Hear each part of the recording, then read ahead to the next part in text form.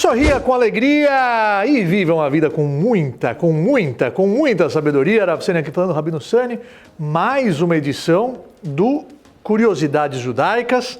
E o tema deste episódio está relacionado ao Shabbat. Shabbat Hayom Hayom Lashem. Shabbat Hayom Lashem. O Shabbat é um dia para Hashem.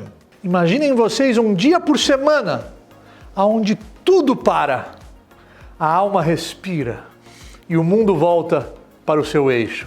Isso acontece há mais de 3.300 anos atrás, quando o povo judeu, o povo de Israel, abraçou um dos 10 mandamentos, que é o Shabbat. Nós iremos explorar isso no episódio de hoje de Curiosidades Judaicas. Não saiam daí.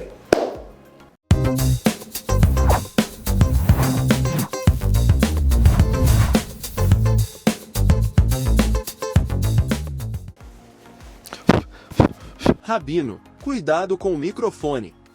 E vocês vão entender nesse episódio que o Shabbat não preservou apenas a identidade do povo judeu, como também preservou a saúde mental de toda a humanidade. Nós encontramos na Torá o conceito do Shabbat, logo no início da criação do universo. Nós lemos no Sefer Bereshit, você abrir no Perek Beit, no capítulo 2, você vai encontrar lá, no versículo 2, no Pasuk Beit, Vayechal Elokim bayom hashvi, melachto asher asa, vayishboz bayom hashevi. Mikol melachtoi asher oso. Vayechal Elokim bayom hashvi. E descansou, e terminou, e concluiu Elokim, o Eterno, no 7º dia o seu trabalho que ele fez. Vayishbot bayom hashvi. Ele descansou, ele parou de criar no 7º dia.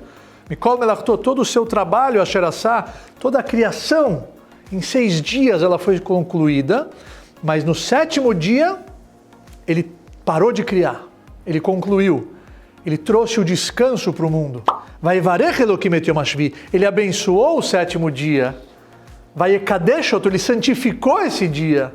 Ki vo shavat mikol melachto asher bara Elokim la'asot, porque foi nesse dia que ele Shabbat, ele parou de criar, ele descansou de todo o seu trabalho e ele eternizou isso para nós, judeus dos 4 cantos do mundo. No 7º dia da semana, nós paramos de criar e testemunhamos que o mundo possui um Criador, que o mundo não foi criado para nada. Existe um sentido, existe um propósito, existe um objetivo por detrás da criação. E quando nós paramos uma vez por semana e meditamos sobre isso e vivenciamos o espírito do Shabbat, nós nos conscientizamos do que nós viemos fazer aqui na Terra. Então prestem atenção, porque o Shabbat é um dos 10 mandamentos também. Não saiam daí. Então vejam que o Shabbat, ele não começa com um mandamento. Nos 10 mandamentos, sim, nós encontramos o Shabbat como um preceito. Já vamos falar sobre isso. Mas a primeira aparição dele na Torá é o descanso espiritual que ele representa. O Shabbat ele não está vinculado apenas ao descanso físico, e sim um descanso espiritual onde o mundo entra no seu estado de plenitude. Adam ve Havá, Adão e Eva, eles vivenciaram o primeiro Shabbat da criação, com apenas 3 horas de existência. O famoso erro, o pecado que eles cometeram do Etz Hadat, eles comeram o fruto da árvore da sabedoria, mas eles não foram expulsos do Gan Eden até vivenciarem o primeiro Shabbat da humanidade. Inclusive o Mizmor Shir Leyom HaShabbat, Mizmor Shir Leyom HaShabbat, o cântico para o dia do sábado, que está presente no Teilim, nos Salmos. Quem compôs esse Mizmor Shir foi Adam Harishon, o primeiro homem da face da terra. Ele que compôs o Mizmor Shir Leyom HaShabbat, que todas as sextas-feiras à noite nós recitamos esse salmo no Kabbalat Shabbat, quando nós estamos recebendo o Shabbat com muita alegria. Isso nos ensina que mesmo quando o mundo cai, existe sempre um refúgio de luz. foi o que ele nos ensinou quando ele, no momento em que ele estava prestes a ser expulso, uma nova realidade, não só para a humanidade, como para o planeta como um todo. Ele, naquele momento, trouxe o Mizmor Shir, Liyom HaShabbat. Mesmo quando o mundo parece desabar, sempre existe um refúgio de luz nas nossas mãos. Então, agora que eu já compartilhei com vocês o Shabat como um conceito, nós podemos partir para o Shabat como um preceito, como um mandamento. Aí sim nós encontramos ele nos 10 mandamentos. No 4º mandamento, Zachor et Yom HaShabbat lekadsho. E Shamor et Yom HaShabbat lekadsho. Nossos sábios dizem, no Tratado de Shavuot, que Zachor ve Shamor bedibur echad. O Zachor e o Shamor, lembre do dia do sábado para santificá-lo. Guarde o dia do sábado para santificá-lo. Esse Zachor e Shamor, lembrar e guardar, foram pronunciados simultaneamente. Este preceito nos traz a vivência do Shabat, santificar o dia do Shabat, separar esse dia como um dia especial, um dia voltado à espiritualidade, um dia onde nós não trabalhamos. Assim está escrito na continuação dos Psukim, nós não podemos trabalhar no Shabat. Zachor et Yom HaShabbat lekadsho, sheshet yamim ta'avod, 6 dias vocês vão trabalhar, ve'asita kol melachtecha, vão fazer todo o seu trabalho. O Bayom HaShvi'i, Shabat u'Lashem Elokecha. É um Shabat totalmente dedicado e voltado para Hashem. Você vai se relacionar com Hashem, vai rezar, vai estudar, vai desfrutar, vai ter prazer, vai karatala Shabbat oneg. No Tanakh está escrito que o dia do Shabbat tem que ser um dia prazeroso. As rezas são especiais, a comida é diferente, a vestimenta é diferente. Nós já vamos falar sobre isso. Mas o conceito do Shabbat como mandamento para o povo de Israel, que lá estava, 49 dias depois da saída do Egito, aconteceu no momento em que Hashem deu os 10 mandamentos. Interessante, Zachor et Yom HaShabbat lekadsho, lembre do dia do Shabat para santificá-lo. Quando nós erguemos a taça de vinho, sexta-feira à noite nas nossas casas, e recitamos o Kiddush sobre o vinho, nós estamos cumprindo um dos 10 mandamentos. Sim, porque lembre do dia do Shabat para santificá-lo. Nossos sábios escolheram o vinho, que é a bebida mais nobre que existe na face da terra, para que, por intermédio da força da palavra e do poder da oração, santifiquemos o dia do Shabat. Então, quando você está fazendo o Kiddush, você não está só brindando, você está cumprindo um dos 10 mandamentos, santificando a entrada do Shabat por intermédio da bênção sobre o vinho, que é a bebida mais importante e por isso que foi escolhida como protagonista na noite de sexta-feira. Quando o Shabat começa, quando nós voltamos da sinagoga e jantamos com a nossa família, cumprindo assim a primeira refeição das 3 refeições importantes que nós fazemos no Shabat. É interessante também enfatizar que o primeiro código humanitário trabalhista da história veio do conceito do Shabat, onde a Torá declara que nem o seu servidor, nem o seu animal, ninguém pode trabalhar no sábado. Todos têm que descansar. E o descanso não está vinculado à atividade física, e sim ele está vinculado a 39 trabalhos proibidos no Shabat. Mas o que é guardar o Shabat? Escrever Shabat num papel e guardar numa caixinha? Não.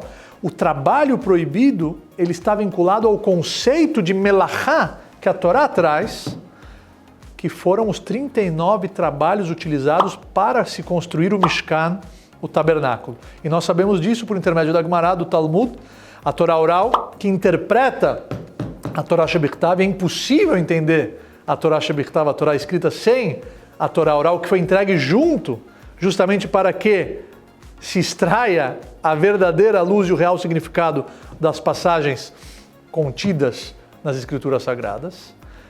O conceito de melachá está vinculado ao que é melachá, o que foi utilizado como trabalho na construção do tabernáculo, a proximidade da ordem do Shabat com a construção do Mishkan, nos ensina que trabalho é o que foi considerado trabalho na construção do Mishkan, do tabernáculo. Então não tem nada a ver com esforço físico. Dentro da minha casa eu posso carregar um sofá se eu quiser e mudar de lugar. Mas na rua eu não posso transportar no meu bolso de um recinto particular para um recinto público uma agulha. Então, o que foi considerado trabalho proibido no sábado, no Shabat, são os 39 trabalhos escritos na construção do Mishkan, do tabernáculo. Mas o conceito do Shabat, ele refletiu no Código Civil de toda a humanidade, inclusive o historiador Paul Johnson, ele escreve que esse descanso para os funcionários uma vez por semana, isso veio do Shabat. A semana de 7 dias só existe por causa dos judeus, palavras de Paul Johnson, o grande historiador. Na prática, o Shabat ele é vivenciado da seguinte maneira: as velas de Shabat são acesas 18 minutos antes do pôr do sol, as mulheres foram honradas. Não que o preceito seja só vinculado a elas, porque se não há mulher dentro do lar, o homem tem o dever de acender as velas de Shabat. Essas velas foram instituídas pelos nossos sábios. As mulheres foram honradas porque a mulher é o alicerce da casa.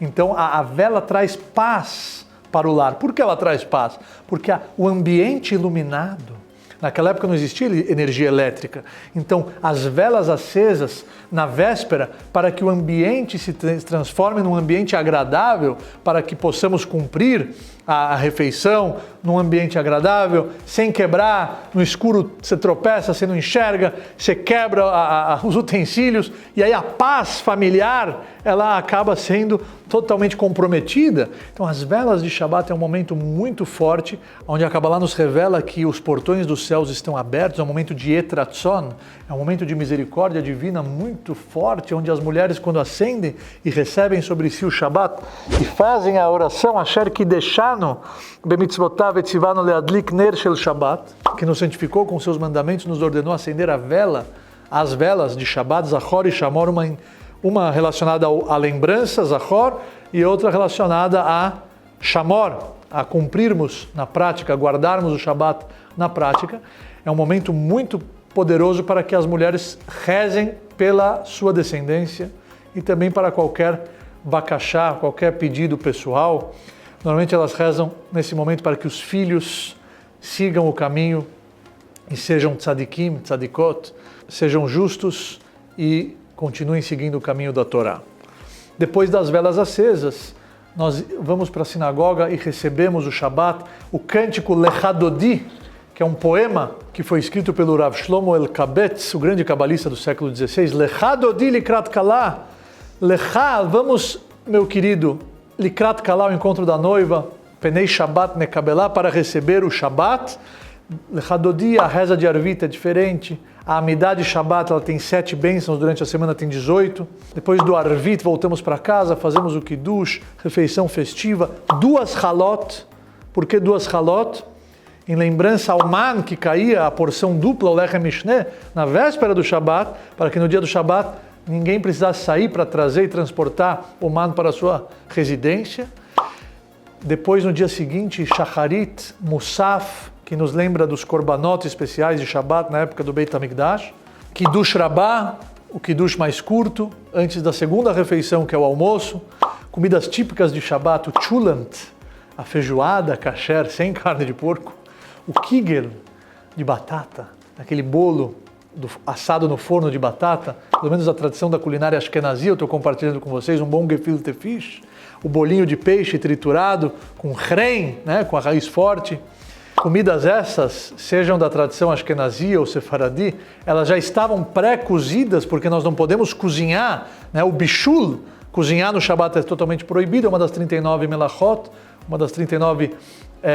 um dos 39 trabalhos proibidos no Shabat, por isso que se coloca essas comidas numa plata, numa chapa elétrica na véspera, para que elas se mantenham aquecidas e seja mais prazeroso comê-las, porque, novamente, Vekaratala Shabbat Oneg é uma mitzvah ter prazer no Shabat. As melhores roupas, as orações são festivas, a comida é boa, nós voltamos para a sinagoga, rezamos Minchá, depois de lermos de manhã a porção semanal da Torá. Todo Shabat se lê uma porção semanal e uma vez por ano nós terminamos de ler todas as porções semanais da Torá que são lidas no Shabat, com exceção das festividades, onde há uma pausa nas porções semanais e nós lemos a porção relacionada àquela festa, aquele Hag.